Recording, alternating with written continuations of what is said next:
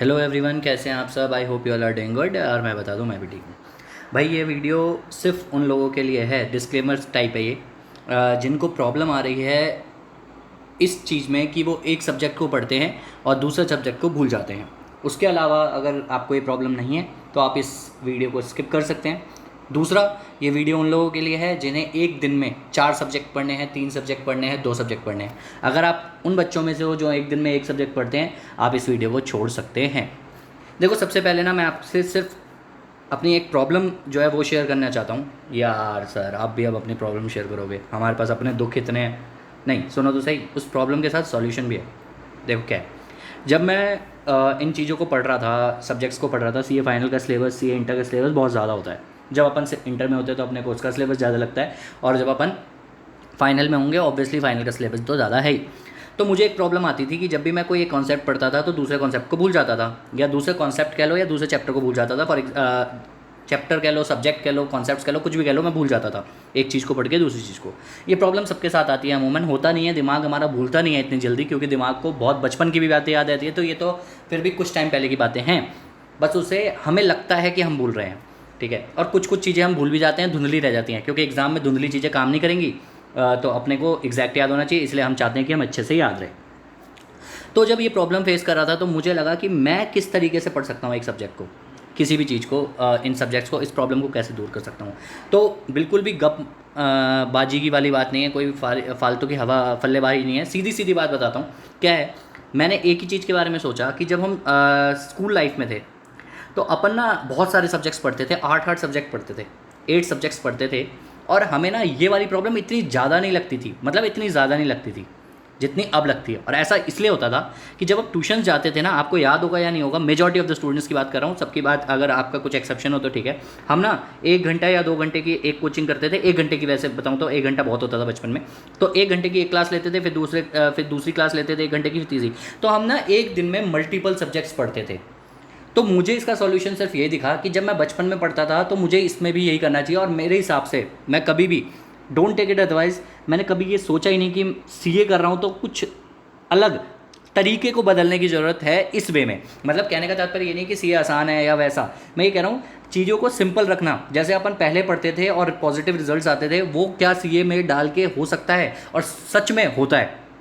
मुझे नहीं पता आप लोगों का क्या माइंड चेंज होता है, किस तरीके से होता है, क्या सोचते हो आप, बट मैं अपना पॉइंट ऑफ व्यू बता सकता हूँ, अपने से जान पहचान वाले दोस्तों का पॉइंट ऑफ व्यू बता सकता हूँ जिन्होंने क्लियर किया, जो मेरे दोस्त मेरे साथ सीए बने, जिन्होंने सीपीटी की शुरुआत मेरे साथ करी थी और उन्होंने फाइनल भी मेरे साथ क्लियर किया, जो मेरे साथ थे मेरे दोस्त, ठीक है। मैं उनकी बात कर रहा हूँ, बाकी किसी और की नहीं। अब कुछ दोस्त होंगे ऑब्वियसली, जान पहचान के लोग होंगे जिनका किसी भी कारणवश अटैम्प्ट लगा हुआ, तो उसकी बात नहीं कर रहा मैं। उन लोगों की बात कर रहा हूँ जिन्होंने मेरे साथ कंटिन्यूसली साथ में स्टडी करी, ठीक है। तो वो सीए बने। तो हमारा पॉइंट ऑफ व्यू यही रहता था कि यार जब हम उसमें, हम परसेंटेज के बारे में नहीं सोचना, चीज़ों को सिंपल करके देखना। तो वो मैंने उसमें से एक तरीका ये निकाला था कि मैं एक सब्जेक्ट तो नहीं पढ़ूंगा क्योंकि मैं बोर हो जाऊंगा, मैं एक से ज़्यादा सब्जेक्ट्स पढ़ूंगा। तो मैंने इंटर में और फाइनल में, ठीक है, और यही चीज़ देखी। देखो सीपीटी में तो हमारे जब सीपीटी था हमारा एमसीक्यू वाला, तो उस दिन तो एक ही दिन में चारों एग्जाम्स हो जाते थे। तो अल्टीमेटली बंदा जो है एक दिन में चारों सब्जेक्ट पढ़ लेता था। तो वही चीज़ मैंने फाइनल और इंटर में भी लगाई।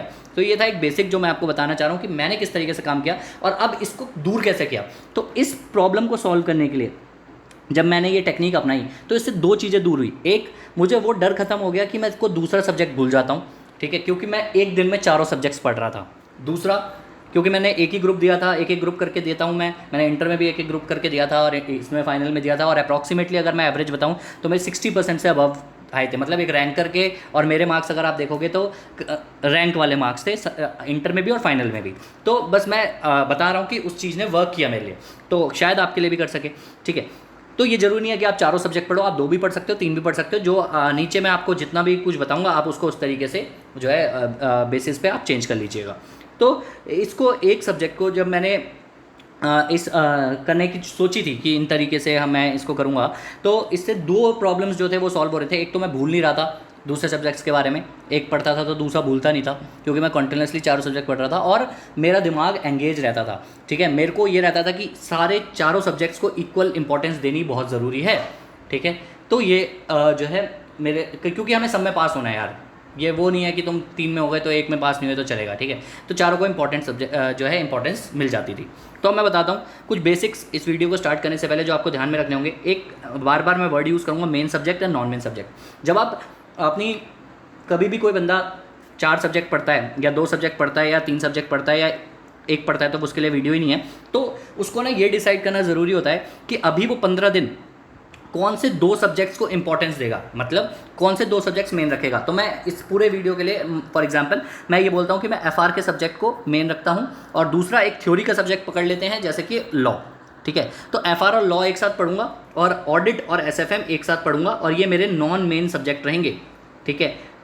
पर आने वाले 15 दिन तक, 15 डेज तक, 10 डेज तक, 7 डेज तक, जो भी आपका प्लान है, ठीक है। उसके अलावा उसके बाद क्या होगा, वाइस वर्सा हो जाएगा। मेरा एफआर और जो लॉ है वो नॉन मेन सब्जेक्ट हो जाएंगे और ऑडिट और एसएफएम मेन सब्जेक्ट्स हो जाएंगे। अब इसको पढ़ना किस तरीके से है, तो मेरे हिसाब से आपको मेन और नॉन मेन अगर मैं वर्ड यूज़ करूँ तो आपको उस तरीके से, तो आप अपने अपने मेन और नॉन मेन सब्जेक्ट्स आने वाले 15 दिन के लिए, आने वाले 7 दिन के लिए, आने वाले 10 दिन के लिए, डिपेंडिंग ऑन आपकी तैयारी किस तक है वो आप डिसाइड कर सकते हैं, ठीक है। या अपने प्लान के अकॉर्डिंग कर सकते हैं। ये एक ग्रुप के लिए है या बोथ ग्रुप के लिए भी बना सकते हैं प्लान, जो मैंने नीचे बनाना है, ठीक है। ये आपको तभी करना है जब आप इसको कंटिन्यूसली फॉलो करें। इसका रिजल्ट तभी मिलेगा जब आप लगातार इसको यूज़ करेंगे। फालतू में रिजल्ट नहीं मिलेगा अगर 1-2 दिन करने के बाद आप बोर हो जाते हैं और आप सोचते हैं नहीं है मैं रिवर्स लेता हूँ।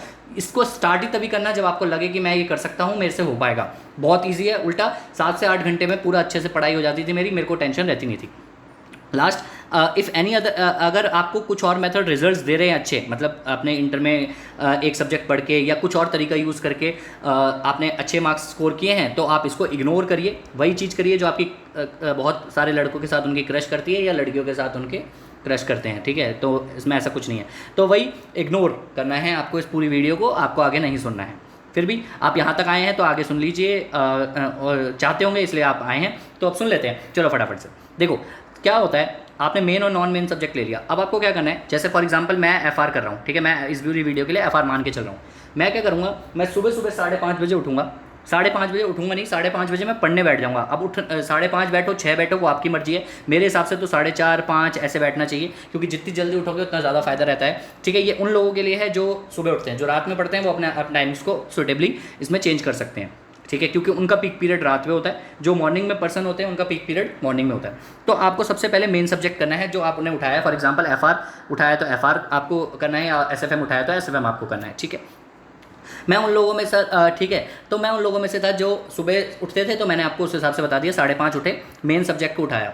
5:30 से 9:30 बजे तक आपको लगातार पढ़ाई करनी है बिना उठे, क्योंकि ये टाइम ऐसा होता है ना जो आपका सबसे ज़्यादा खींचेगा। ये 4 आवर्स आपको जिता देंगे। इस 4 आवर्स में आप 8 घंटे की पढ़ाई कर लेंगे, ये बात मैं पक्का कह रहा हूँ। 1-2 दिन लगेंगे लेकिन 4 आवर्स में 8 घंटे की पढ़ाई कर लेंगे। और आई बेट दैट अब 9.5 घंटे, आप बोलोगे 4 घंटे लगातार होता नहीं है, बिल्कुल होता है। 5:30 से 7 7:30 तो ऐसे बच जाएंगे, आपको पता भी नहीं चलेगा, क्योंकि मॉर्निंग में लोग उठते हैं, आपके रूम में कोई शोर शराबा भी नहीं होगा। 7:30 से 8 ऐसे बच जाएंगे। बीच में अगर पानी वानी पीना हो, आलमंड्स वगैरह खाने हो, या फिर कुछ भी आप जो भी आपका लाइट कुछ खाना हो तो आप खा सकते हो, कोई दिक्कत नहीं है। चाय कॉफ़ी बनानी हो तो आप बना सकते हो, या मॉर्निंग में भी चाय कॉफ़ी बना के सुबह उठ के पीनी है तो आप ले सकते हो, ठीक है। 9:30 बजे तक जब आप ये कर लेते हो तो 9:30 बजे के बाद आपको एक मस्त सा ब्रेकफास्ट लेना है, बढ़िया सा। 9:30 बजे ब्रेकफास्ट लो और 10:15 तक आपको जो है ब्रेकफास्ट खत्म कर देना। 45 मिनट्स का ब्रेकफास्ट है, टीवी वगैरह के साथ गाने वगैरह सुनने हो, जो सुनना हो मस्त एकदम।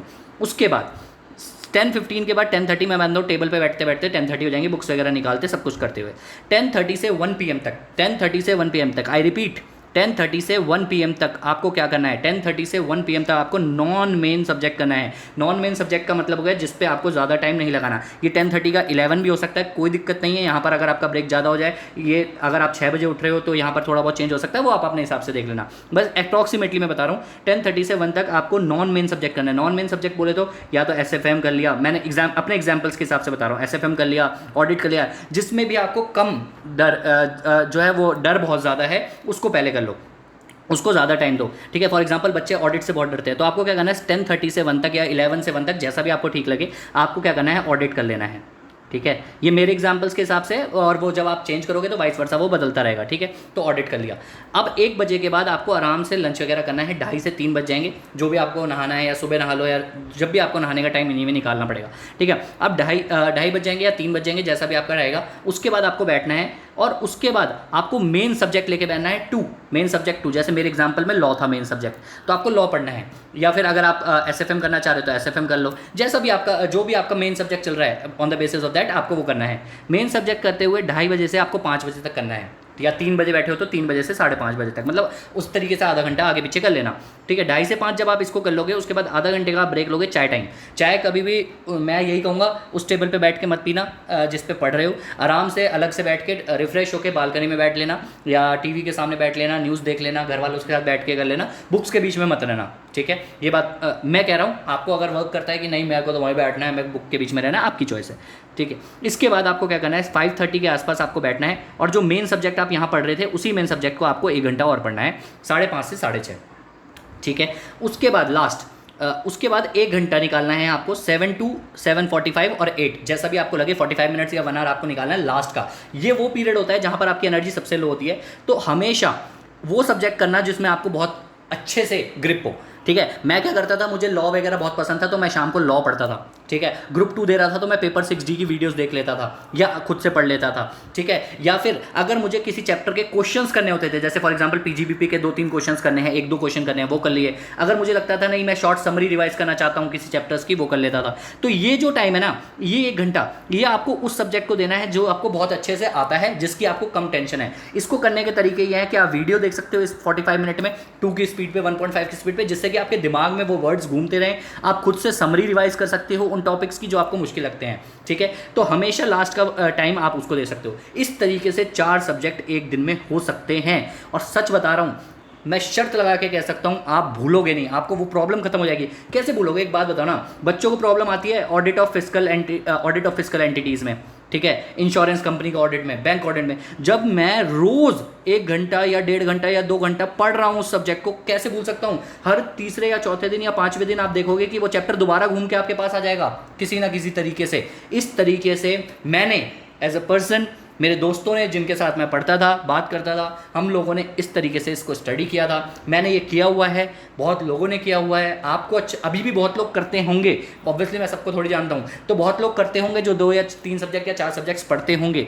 आप जिस तरीके से भी पढ़ते हैं आप इसको घुमा सकते हैं, चेंज कर सकते हैं। मुझे लगता है ये वर्क करेगा उन लोगों के लिए, तो खासकर जिनको ये लगता है कि वो भूल जाते हैं बहुत जल्दी। एक कमेंट, बहुत सारे कमेंट्स मैंने पढ़े जहाँ बोला गया कि ऑडिट पढ़ते हैं तो लॉ भूल जाते हैं, लॉ पढ़ते हैं तो ऑडिट भूल जाते हैं।